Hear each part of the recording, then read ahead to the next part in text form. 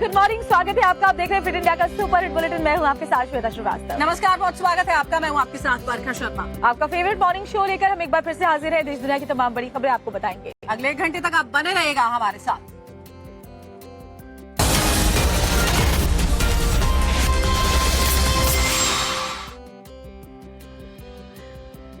चलिए, सबसे पहले जो बड़ी खबर है वो लखनऊ से आपको बता देते हैं। लोक बंधु अस्पताल में भीषण आग जो है रात करीब 10 बजे वहां पर लग गई थी और बहुत ज्यादा नुकसान की खबर उसके बाद वहां पर सामने आई है। बताया जा रहा है फौरन मरीजों को बाहर निकालने का काम शुरू किया गया। लखनऊ का ये लोक बंधु अस्पताल है।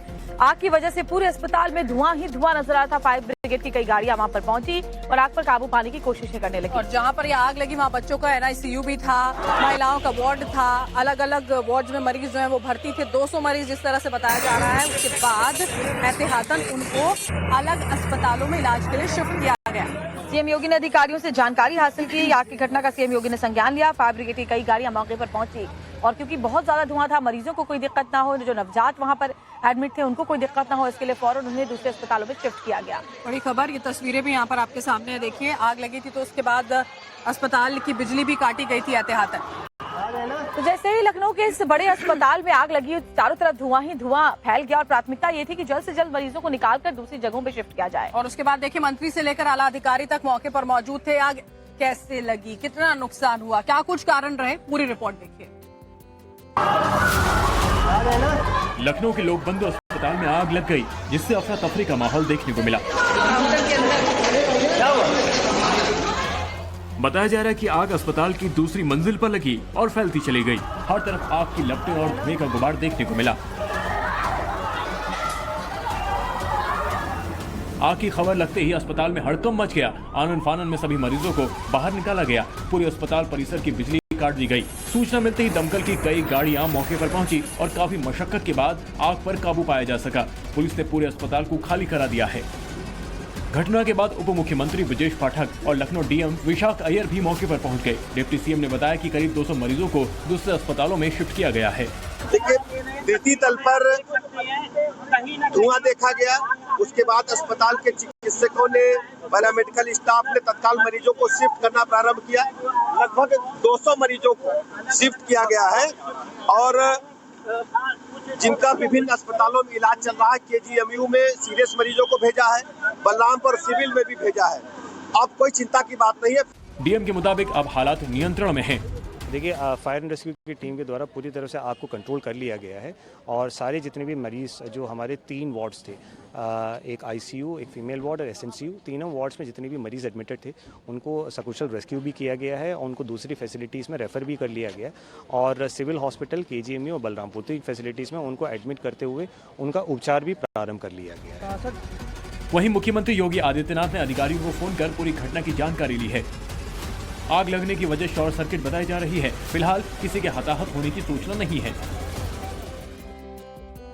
और अब खबर पश्चिम बंगाल से आपको बता देते हैं, जहां पर वक्फ के विरोध के नाम पर लगातार बवाल मचा हुआ है। हालात ये कि हिंदू परिवारों को पलायन तक करना पड़ रहा है। इस तरह के हालात है कि उनके घरों को लूटा गया, घरों में आग तक लगा दी गई। मुर्शिदाबाद के बाद अब साउथ 24 परगना में भी जबरदस्त तनाव देखने को मिला है। बिल्कुल, और देखिए, भांगर इलाका है जहां पर वक्फ कानून के खिलाफ मार्च के दौरान प्रदर्शनकारी जो हैं वो बहुत ज्यादा हिंसक हो उठे थे। भीड़ ने पुलिस की टीम पर हमला बोल दिया। हिंसक भीड़ ने आगजनी भी की, गाड़ियों को आग के हवाले कर दिया, घरों के अंदर जाकर उसे लूट लिया, घरों की अलमारी यहाँ तोड़ दी और लॉकर्स लूट लिए गए। उसके बाद घरों में आग लगा दी गई। हिंसक भीड़ ने पुलिस की गाड़ियों को भी नहीं बख्शा। हिंसा प्रभावित इलाकों में देखिए, अभी फिलहाल भारी पुलिस बल की तैनाती की गई है, आगजनी की गई है, बाइकें आग के हवाले कर दी गई। जो सार्वजनिक संपत्ति है उसको काफी नुकसान पहुंचा है। पूरी खबर आपको एक रिपोर्ट के जरिए दिखाएंगे।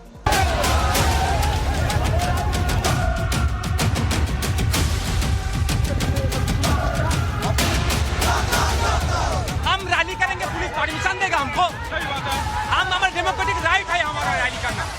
शांतिपूर्ण विरोध प्रदर्शन करना लोकतांत्रिक अधिकार है, ये बात तो सच है। लेकिन रैली के नाम पर मनमानी करना, सड़कें जाम करना, सिस्टम को ठप करना, पुलिस की गाड़ियों को फूंक डालना और अराजकता फैलाना, ये अधिकार तो किसी को नहीं। बावजूद इसके पश्चिम बंगाल में सोमवार को एक बार फिर जमकर बवाल काटा गया।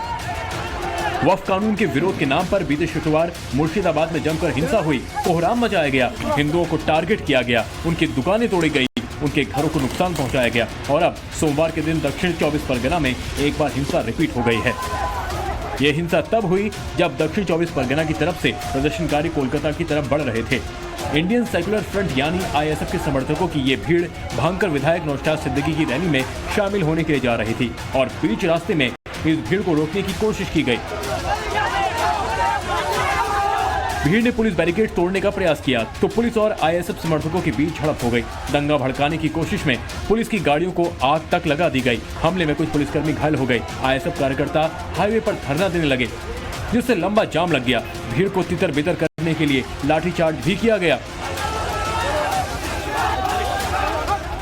दरअसल आईएसएफ के इकलौते विधायक नौशाद सिद्दीकी अपने समर्थकों के साथ सियालदह के सड़कों पर मोर्चा लेकर उतर आए, जबकि रामलीला मैदान में रैली करने के लिए पुलिस की तरफ से अनुमति नहीं थी।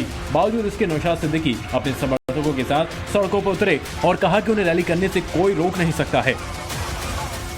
रूलिंग पार्टी बोल रहे हैं वो एक्ट यहाँ लागू होने नहीं देंगे, लेकिन हम भी तो चाहते हैं लागू ना हो, बंगाल ही नहीं पूरा हिंदुस्तान में लागू ना हो, इसीलिए हम लोग प्रोटेस्ट में उतरे हैं और यहाँ का स्टेट का फोर्स दे के हम लोग के ऊपर अटैक किए। दो तीनों का बहुत गिराई चोटें, इसका तो सेट मिटा दिया। हम धिक्कार जनाते हैं, निंदा जनाते हैं, इसके खिलाफ हम लोग कार्रवाई करेंगे। आज रैली में पुलिस ने आपको परमिशन नहीं दिया था, कह रहा है कि मेल किया गया था कल रात को। देखिए बात क्या है, हम रैली करेंगे, पुलिस परमिशन देगा हमको। सही बात है, हम हमारा डेमोक्रेटिक राइट है हमारा रैली करना। हाँ, हम पुलिस को बोला है हम रैली कर रहे हैं, पुलिस को हम इंटीमेशन दे दिया। तनाव को देखते हुए हिंसा प्रभावित इलाके में भारी पुलिस बल तैनात किया गया। आसपास के इलाकों में हाई अलर्ट भी घोषित किया गया है। पहले मुर्शिदाबाद और उसके बाद 24 परगना विरोध के नाम पर बंगाल को जलाने की साजिश रुकने का नाम नहीं ले रही।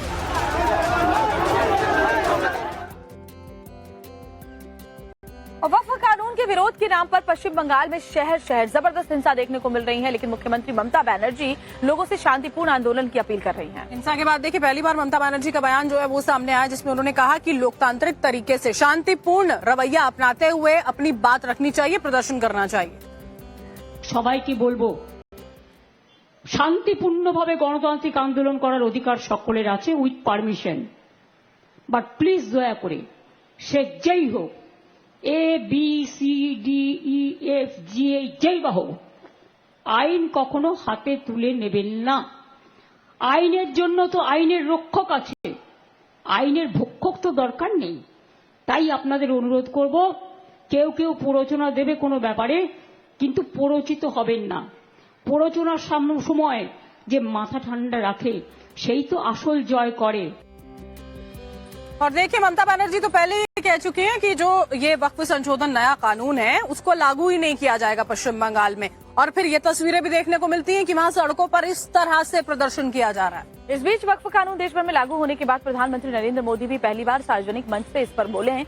उन्होंने वो पार्टियां जो लगातार मुसलमानों को भड़काने का काम कर रही हैं, भ्रम फैलाने का काम कर रही हैं, उन पर जमकर प्रहार किया।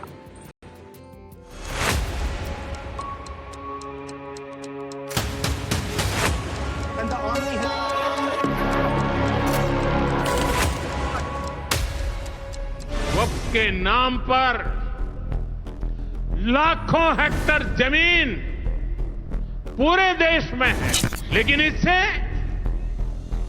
मुट्ठी भर भू माफिया का कोई भला हुआ।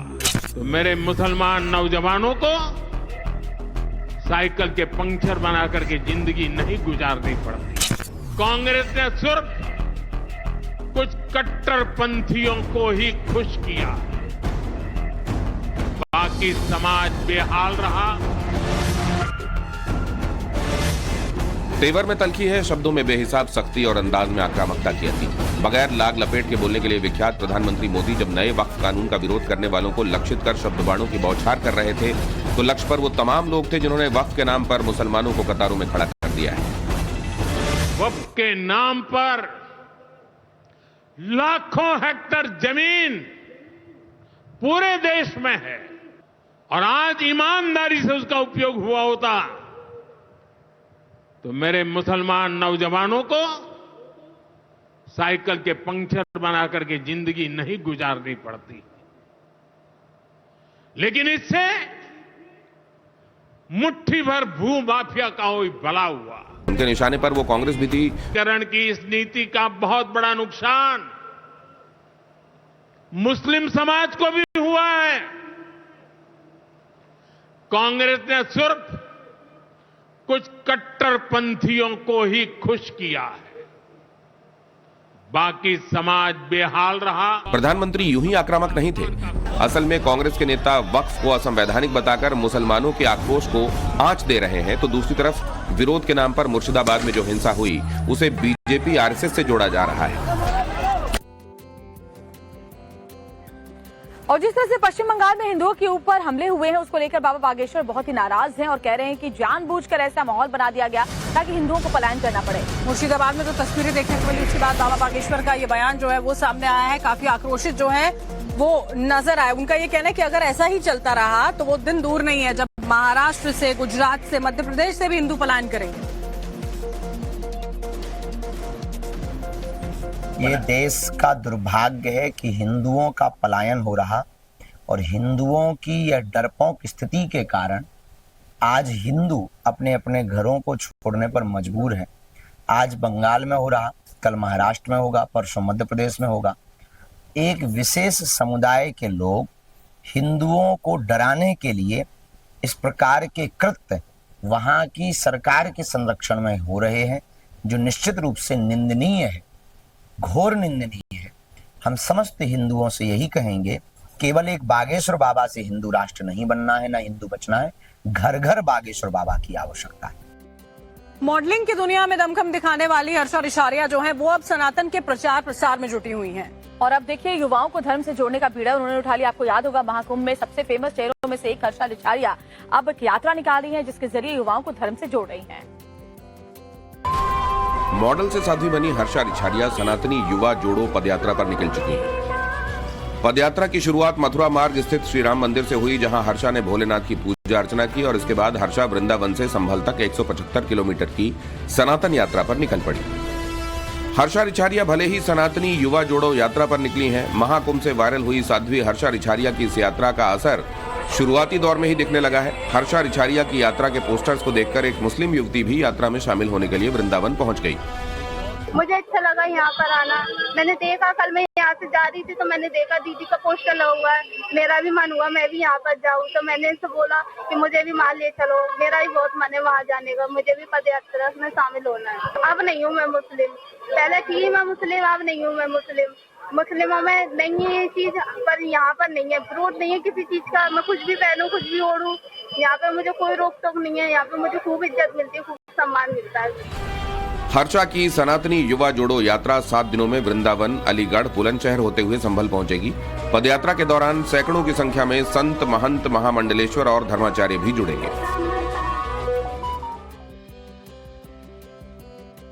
और एक बड़ी खबर आपको बता रहे हैं, मुंबई हमले के आरोपी तंवर राणा से जुड़ी बड़ी खबर आपको बताते हैं। भारत में चल रहे केस से वो घबरा गया है और वकील से उसके बारे में जानकारी हासिल की है। लगातार सवाल जवाब वो यहाँ पर वकीलों से कर रहा है कि आगे क्या कुछ हो सकता है। जो केस उसके खिलाफ है उसे समझ में आ रहा है कि वो इतनी मजबूती के साथ यहाँ पर लड़ा जा रहा है कि आगे उसका भविष्य खतरे में है। 26/11 मुंबई आतंकी हमले का मास्टरमाइंड तंवर राणा इस वक्त बहुत घबराया हुआ है। राणा लगातार ये सोच रहा है कि आगे उसका क्या होगा और इसीलिए अधिकारियों, वकीलों से जानकारी जुटाने में लगा हुआ है। न्यायिक कस्टडी में देखिए फिलहाल तंवर राणा, हर रोज लगातार उससे 10-10 घंटे तक पूछताछ यहाँ पर की जा रही है, सवाल जवाब हो रहे हैं। 10 अप्रैल को स्पेशल विमान से अमेरिका से तंवर को प्रत्यर्पित कर भारत लाया गया था और उसके बाद से लगातार एनआईए की कस्टडी में है, उससे पूछताछ की जा रही है। रोजाना घंटों उससे सवाल किए जाते हैं।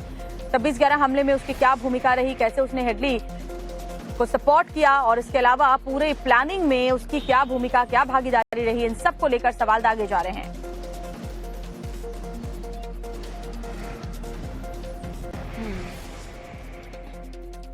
और अब आपको ग्राफिक्स के जरिए हम बताते हैं किस तरह से तंवर राणा घबराया हुआ है और जो जानकारी सामने आई है क्या कुछ चल रहा है उसके दिमाग में। 26/11 के आतंकी कसाब जैसी कड़ी सजा का दरअसल उसे डर सता रहा है। भारतीय कानून के बारे में वो जानकारी इकट्ठा करने की कोशिश कर रहा है। यानी भारतीय न्याय प्रक्रिया जो है, न्यायिक प्रक्रिया के तहत किस जुर्म के लिए क्या सजा दी जाती है, इन सब बातों का वो जानकारी हासिल कर रहा है ताकि उसे ये समझ में आ सके कि जो आरोप उसके ऊपर लगे हैं उसके हिसाब से उसे क्या अंजाम मिलने वाला है। और देखिए वकील जो है उससे लगातार यूएपीए के तहत लगे सारे आरोपों पर वो जानकारी ले रहा है और अपने खिलाफ लगे सेक्शंस की जानकारी भी जुटाने में वो लगा हुआ है। ट्रायल कब तक चलेगा, ये भी उसका सवाल है जो अपने वकील से लगातार वो पूछ रहा है कि उसका ट्रायल कब तक चलेगा और क्या सजा उसके आरोपों के हिसाब से उसे मिल सकती है। ये तमाम जानकारियां डरा हुआ तंवर राणा लगातार जुटा रहा है। चलिए बढ़ते हैं अगली खबर की ओर। और अगली बड़ी खबर की बात करते हैं। बिहार विधानसभा चुनाव को लेकर महागठबंधन के बैठक से जुड़ी हुई, जहां बैठक से पहले दिल्ली दौरे पर है तेजस्वी यादव। बिल्कुल, और देखिए राहुल गांधी से, प्रियंका गांधी से और मल्लिकार्जुन खड़गे से उनकी मुलाकात जो है वो यहाँ पर हो सकती है। सीट शेयरिंग और चुनाव की रणनीति पर इस दौरान मंथन होने वाला है। बिहार में इसी साल के आखिर में विधानसभा चुनाव होने वाले हैं। महागठबंधन की जो रणनीति है उसको लेकर बैठकों का दौर जारी है। इसी सिलसिले में आरजेडी लीडर और नेता प्रतिपक्ष तेजस्वी यादव आज दिल्ली के दौरे पर हैं। सुबह 11 बजे देखिए मल्लिकार्जुन खड़गे और नेता प्रतिपक्ष राहुल गांधी से उनकी मुलाकात होगी। सीट शेयरिंग सबसे अहम मुद्दा जिसको लेकर चर्चा होनी है।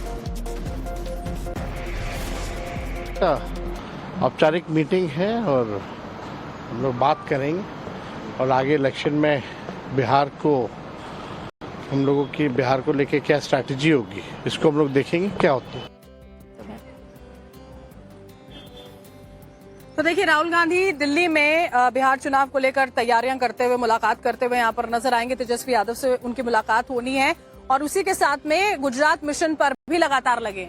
तो राहुल गांधी आज से 2 दिवसीय गुजरात दौरे पर हैं, जहां मुडासा में पर्यवेक्षकों, जिलाध्यक्षों से मुलाकात करेंगे। जिलाध्यक्ष चुनने का पायलट प्रोजेक्ट भी राहुल गांधी लॉन्च करेंगे। बड़ी खबर आपको बता रहे हैं, कांग्रेस संगठन में फिर से जान फूंकने के प्रयास जो हैं वो राहुल गांधी की ओर से यहाँ पर किए जा रहे हैं। पायलट प्रोजेक्ट की शुरुआत होनी है। नूतन गुजरात, नूतन कांग्रेस अभियान के तहत राहुल गांधी मुडासा में कार्यकर्ताओं और जिलाध्यक्षों से मुलाकात करने जा रहे हैं।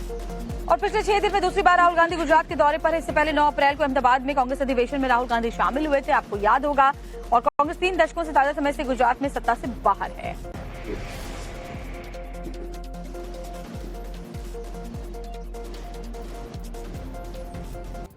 और एक बड़ी खबर आपको बता रहे, मथुरा से यूपी पुलिस का बड़ा एक्शन सामने आया है। यहाँ बदमाशों के साथ उत्तर प्रदेश पुलिस का एनकाउंटर हुआ है, मुठभेड़ हुई है। 3 बदमाश ऐसे हैं देखिए जिनको गोली लगी है। लूट की वारदात को अंजाम देने के लिए बदमाश वहां पर पहुंचे थे।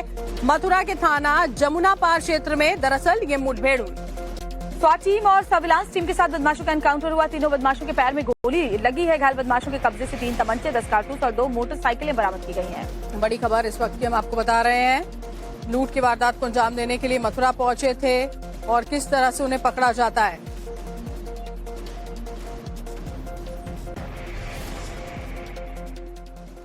और अब खबर राजधानी दिल्ली से आपको बता देते हैं। यहाँ पर दिलशाद गार्डन में एक बड़ी घटना को अंजाम दे दिया गया। यहाँ पर एक युवती की गोली मारकर हत्या कर दी गई। हालांकि युवती की पहचान अभी तक नहीं हो पाई है, क्या वो दिल्ली की रहने वाली थी या कहीं बाहर से दिल्ली आई थी। इन सब बातों की जो तफ्तीश है वो जारी है। लेकिन बड़ी खबर आपको बता रहे हैं, वारदात की जांच में दिल्ली पुलिस की टीम जुटी हुई है।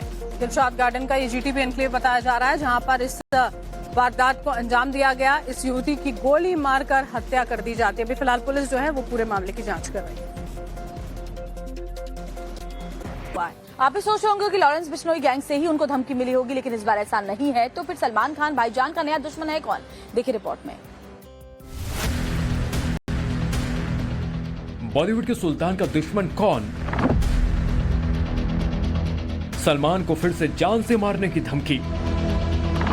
बजरंगी भाईजान के पीछे कौन पड़ा है? क्या सलमान का काल बन गया है काला हिरन? बॉलीवुड के सुल्तान को फिर से जान से मारने की धमकी मिली है। सलमान खान को मिली धमकी में कहा गया है कि उन्हें घर में घुसकर मारेंगे, कार को बम लगाकर उड़ा देंगे। सलमान को यह धमकी मुंबई ट्रैफिक पुलिस के व्हाट्सएप नंबर पर भेजी गई है।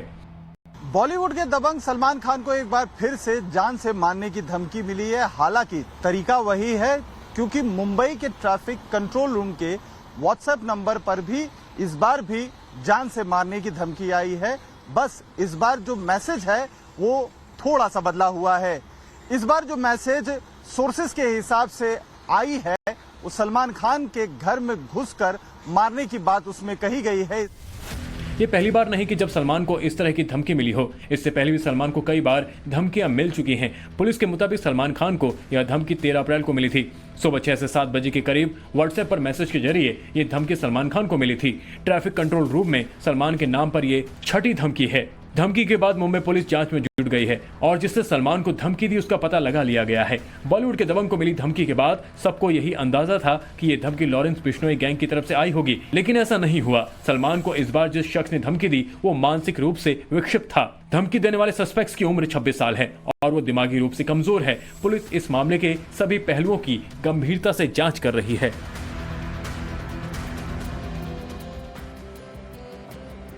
क्या कुछ कोई इतना बेरहम हो सकता है? क्या बेजुबानों के साथ कोई इतनी हैवानियत कर सकता है? दरअसल अगली खबर इससे जुड़ी हुई है। छत्तीसगढ़ अस्पताल में पहुंच गए मुख्यमंत्री योगी आदित्यनाथ ने भी जानकारी हासिल की और मरीजों को कौन कौन से अस्पतालों में शिफ्ट किया गया है, पूरा अपडेट आपको इस रिपोर्ट में दिखाते हैं। लखनऊ के लोकबंधु अस्पताल में आग लग गई, जिससे अफरा तफरी का माहौल देखने को मिला। बताया जा रहा है कि आग अस्पताल की दूसरी मंजिल पर लगी और फैलती चली गई। हर तरफ आग की लपटें और धुएं का गुबार देखने को मिला। आग की खबर लगते ही अस्पताल में हड़कंप मच गया। आनन फानन में सभी मरीजों को बाहर निकाला गया। पूरे अस्पताल परिसर की बिजली काट दी गई। सूचना मिलते ही दमकल की कई गाड़ियां मौके पर पहुंची और काफी मशक्कत के बाद आग पर काबू पाया जा सका। पुलिस ने पूरे अस्पताल को खाली करा दिया है। घटना के बाद उप मुख्यमंत्री ब्रजेश पाठक और लखनऊ डीएम विशाख अय्यर भी मौके पर पहुंच गए। डिप्टी सीएम ने बताया कि करीब 200 मरीजों को दूसरे अस्पतालों में शिफ्ट किया गया है। देखिए, तृतीय तल पर धुआं देखा गया। उसके बाद अस्पताल के चिकित्सकों ने, पैरामेडिकल स्टाफ ने तत्काल मरीजों को शिफ्ट करना प्रारंभ किया। लगभग 200 मरीजों को शिफ्ट किया गया है और जिनका विभिन्न अस्पतालों में इलाज चल रहा है। केजीएमयू में सीरियस मरीजों को भेजा है। फिट इंडिया के सुपर हिट बुलेटिन में खबरों का सिलसिला लगातार जारी है। आगे आपको दिखाएंगे कहां रेसिंग कार की टक्कर से घर की दीवार गिर गई। खबरें बिल्कुल झटपट अंदाज में आपको